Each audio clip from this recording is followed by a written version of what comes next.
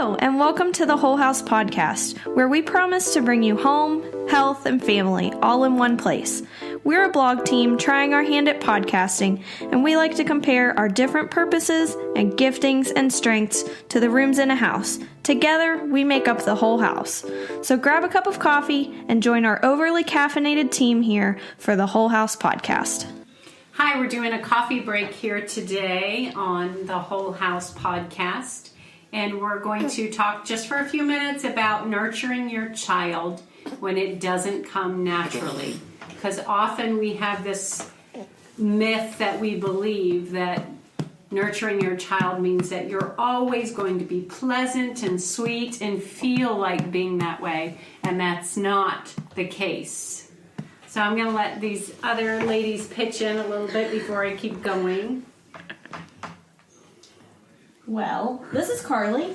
Amory's here too, and we both have small children, so we're very used to feeling this way.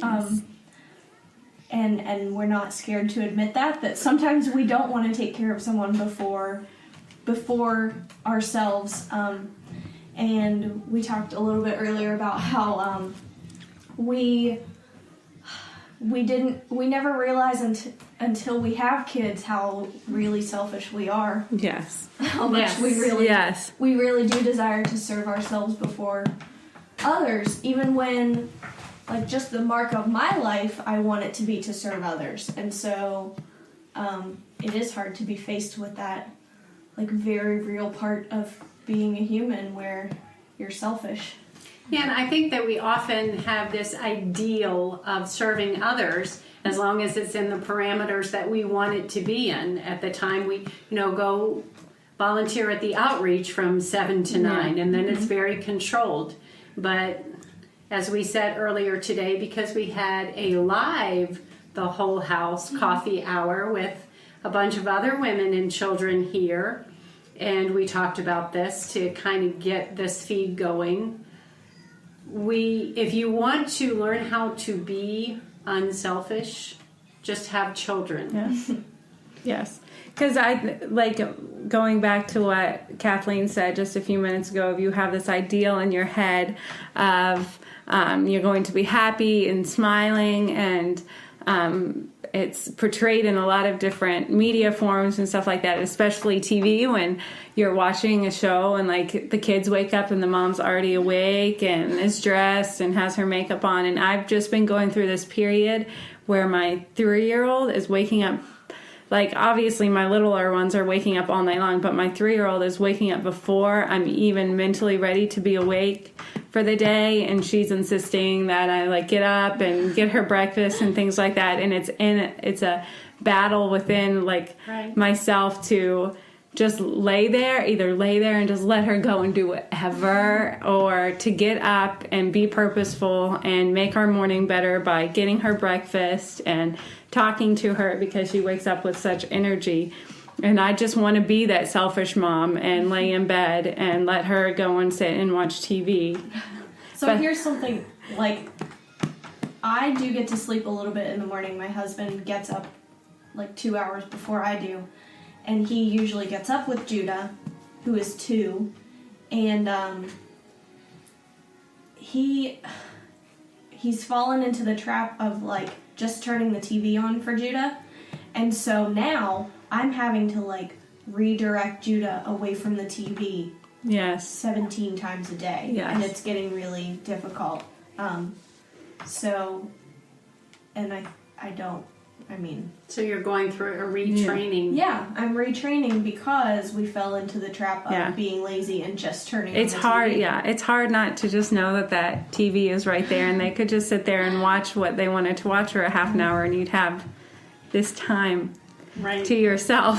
Even more so nowadays than when my children were young, because when my children were very young, we used this thing called a VHS player, where you had to put the tape in and rewind the tape. Funny. But one of the myths I wanted to talk about is people assume that if you stay at home that because you stay at home, Yes. your home is completely organized, you're always joyful. And like Amory was saying, you always have your hair done, you always have makeup on, which she does have makeup on today. Today. And I do have lip stain on, so it's not going Because anywhere. I was seeing other people today. Because there are other women here in the home. But that's just a myth.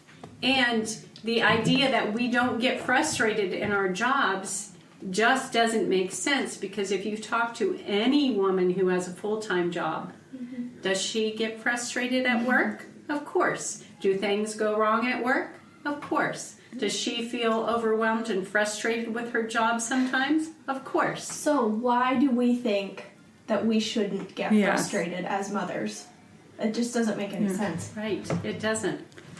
Especially when you think like, I should not get frustrated as a mom, and then you go out in public and you see other children that are behaving poorly, and I mean, their moms are just doing the best that they can, but you're like, but at home, I should not feel this way. I should not have to I should not be dealing with this frustration. Or even when you go out and you get frustrated with your kid for acting poorly, you're like, why are they doing this when other moms are going through that too? And you're just thinking that there is something wrong with you and your child because they're acting this way.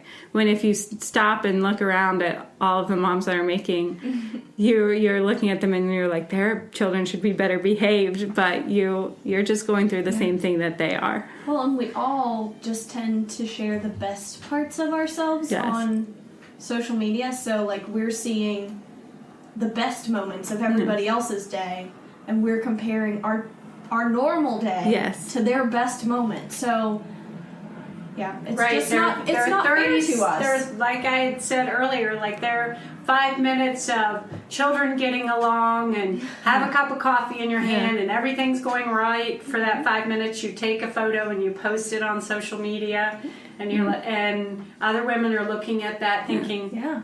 why can't I achieve that? Yeah, and what you don't know is that while they were typing that up, all 3 of their kids had a breakdown at the same time. So, here's something Right. I have purposely done. I only follow people on social media, Instagram in particular, who will take the good picture, but then post the bad picture of what's really happening and tell you that their life is not perfect. I don't want to compare myself to people who only show their perfect selves. Yeah. A while ago, well, I guess it was a couple years ago before Moira, my second one, was born, I started following all these DIY, home DIY crafters on Instagram. And in my head, for some reason, I would look at a craft and I'm like, I'm going to do that. I'm going to go make that sign right now. But then in my head, for some reason, I was like, but their houses are all clean, so I have to clean my house before I do my craft. And I don't know why I thought that, but I just got like so weighed down by the fact that like I have all these projects that I want to do, but my house is a mess. Like, how am I going to be able to accomplish this if I don't clean my house and if my children aren't happy? So, let's switch gears and talk about the things you can do to help yourself be the best mom, the best wife, the best person you can be. Yes. The Things best that you human can do. being. Yes. Yeah, the best thing that I've found is to just, because I didn't take any time for myself, I had like an exclusively breastfed baby for over a year. Clinging. Yes. I've got a stage 5 clinger, so I did not get away from him for almost, it was probably a year and a half before we even like went out for more than an hour. So now that he's over 2, I'm making it a point to have some time for myself, to do things that are life-giving for me. Like today, we're just hanging out, and my child is off with his uncle. So, and it looks different for everyone else. Like and it looks different for me on different days. Like sometimes I just want to go sand some wood in my basement. You did watercolor the other day while he was napping. Yeah. I painted my bedroom. It's just... Say what you said during the live copy about... I think the important thing to remember when you say, like, take time to yourself, take time for yourself, is that doesn't mean take time to just zone or, like, sit down and just So, because sometimes we need moments to just lay on our bed and be like, "Oh my gosh, I can't think about anything right now," or watch a show and not think about anything. But more importantly, you need something that is like body and soul refreshing for you. You need to take time to really renew yourself and not just zone and forget about things. Because while that's important, the thing that's going to make you a better mom is if you come back to your children and come back. Whether like come back to your children mentally or something, whether they're in the house with you or they're out, is that you come back feeling a little bit of a better person, and like you can go through this day as a better mom because you have refreshed your mind and refreshed your body. So I think that is really important to remember when you talk about taking time to yourself, because for a long time, whenever I would put my girls down for take a nap, I mean, I would feel exhausted and tired, so I would just sit on the couch and watch something. Or you take that time to run around and you straighten up your house really quick. But it's more important, what's more important than your house being straightened up is that your mind and your soul is feeling more refreshed. And so doing something like reading a book that's speaking to you, or painting, or something like that, knitting, or just taking that time where you're really focusing on yourself mentally and not just zoning. Yeah. Sometimes the best thing for you is to let the dishes go. Yes. Until tomorrow, and read a That book. is so hard for me, but she is so right, because whenever I am feeling overstressed, even when my kids were little, like if you guys can't see my library, but if you would look around the library, if you could see it, you would see that the bookcases are painted, and that the huge armoire is painted, and the library table we're sitting at has been restored. And I did all of those things, and I did some of these things when my children were very little, because for me, that's a de-stressor, to refurbish something, to refinish something, to make something new out of something old. And then I feel refreshed. And the Bible speaks of this as renewing our minds. And yes, we renew our minds with the Word, but when we're acting as our creative self, like God designed us to be, we're renewing our minds. And we come out of that feeling reawakened and refreshed and ready to go. Yeah. And I think Carly's going to read us something. Yeah, I'm reading a book called The Liturgy of the Ordinary by Tish Harrison Warren. And my friend Katie gave it to me. She gave it to me a few months ago, and with like she wanted to talk about it with me, and I put it off, and then so now I'm reading it, and I think in a good way I put it off, because a few months ago even I didn't recognize my need for like self-discipline, to like be much more intentional with what I'm doing throughout the day. And this book is like great, and it's talking about how you can find Christ in the ritualistic things you do every day. So there's one passage in the book that says, our addiction to stimulation, input, and entertainment empties us out and makes us boring, unable to embrace the ordinary wonders of life in Christ. And a lot of the books I read kind of speak to that. Like, I love 1,000 Gifts by Ann Voskamp, and a lot of it is just about, finding God in the everyday, the ordinary things, counting gifts, whether they look like gifts or not. And so, for me, love that. Yeah, for me, it's just finding, if you're not intentionally looking for God in folding the laundry, changing the diapers, it's just, you're not going to enjoy any of it if you're not seeing Christ in it. Yeah. Yes, God can take the mundane and turn it into something glorious if we're looking for Him. And yes, and that's one of the things about nurturing your children when it doesn't come naturally, is that you seek Him, because He took something out of nothing. Like, He can take our nothingness. Like, Lord, I have nothing here. I have nothing for my child today. I'm empty. He can fill that up, and He can take those mundane moments and turn them into something wonderful. But we have to, like Carly said, we have to be intentional. If you're not intentional, we can become lazy spiritually just as much as we can become lazy physically. When we're not looking for Christ, when we're not looking for His glory, then we don't see it. And I'm not saying that every moment is going to be rainbows and unicorns, because it's not. But when we look for it, then we're going to find those moments. Yeah, and we're going to find those moments with our children, with our house. And when we sit there, like when I sit in my chair in the library and I look outside, and I'm just, thank you, Lord, for the glorious view. And thank you for the baby swaddled in Amory's arm. Thank you. We just have to be intentional about it. Yeah. And I think that something else that you can do, like moving on to something else that you can do to help with that and to help nurture your child is while you've set aside, after you have set aside time for yourself and you've refreshed yourself, make sure that you're setting aside moments to spend with your children, because we get so focused and wrapped up in everything that our to-do list, and we have like this to do and we have that to do and we have this, and then when we don't feel nurturing is when one of the times we don't feel nurturing is when a child comes and kind of gets in the way of what we're doing, and we get frustrated and angry with them and like, why are you're keeping me from accomplishing this before the time that I need to accomplish it. And you're forgetting that your child needs that time with you. So you need to set aside times during the day, and that you are going to sit on the floor with them for a half an hour and read every book that they want you to read, that they keep bringing to you.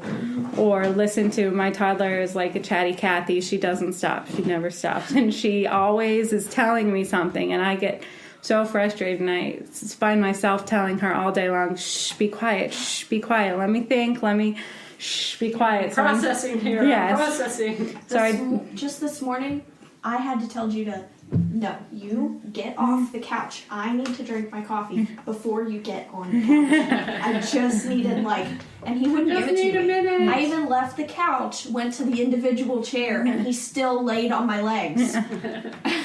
Yes. That's interesting, because I was just thinking God usually requires us to do the opposite of what we want to do. And I can remember going through a very, very difficult year when we moved away to a new town. We didn't know anyone, and I was experiencing some circumstantial depression because of that.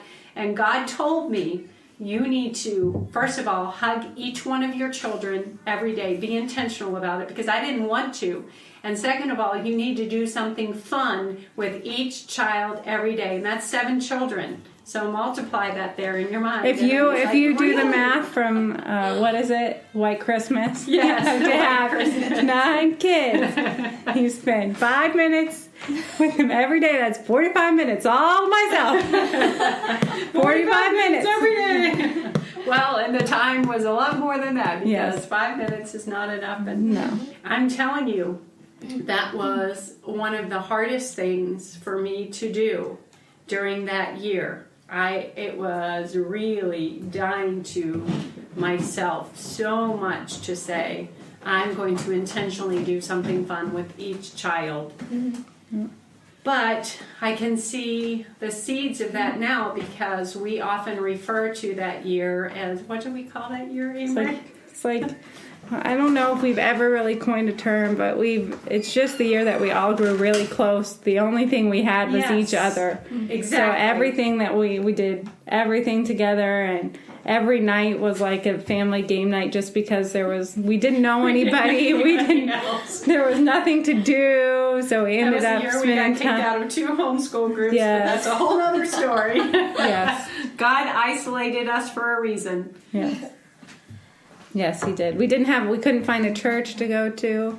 Yeah, so it's just the year we grew close as a family. And you might not have that year, but you need to be setting up those times when you are spending time with your child.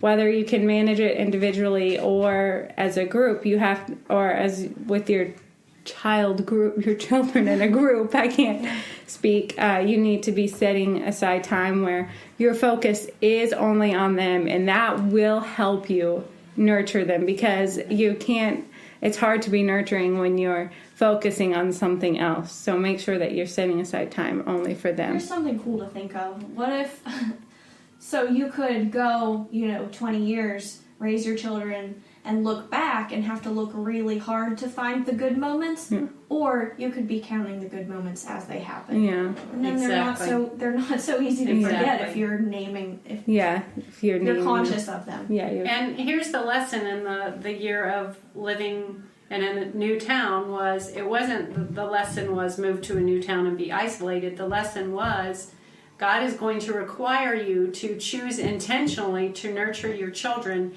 even in your deepest, darkest hour. Mm-hmm. So just take a lesson from me so you don't have to go through that, and start doing it now, and then you won't have to go through that deep, dark hour. You know, just like, Kathleen told us, just start nurturing our children now. We're just going to do it intentionally. Yes. And we will. We are going to candidly tell you it's not always easy. Yeah, it's not easy at all. It's not easy. But it's worth it. It is. God calls us to holy work, and it's always worth it. Yes, it is holy. Yeah. So I'm going to read just one more quote as we close out from the same book, The Liturgy of the Ordinary. It says, God is forming us into a new people, and the place of that formation is in the small moments of today. Wow. That's good. So we're just going to wrap this up. And anybody have a closing remark? I guess my closing remark is just reminding you of basically wrapping up this podcast by saying two things. To nurture your child, you have to be nurturing yourself, refreshing your mind, refreshing your body, refreshing your spirit, and then setting aside uninterrupted, undistracted time to nurture your child. Be intentional in how you live out your day for yourself and for your child. Don't just go through your day getting frustrated because you're just going through your day and not thinking about your day, how your day is going. Put thought into your day. That's how, I guess would be my closing remark. That's a great wrap up, so we're going to leave it at that. See you next time, guys. Bye. Bye.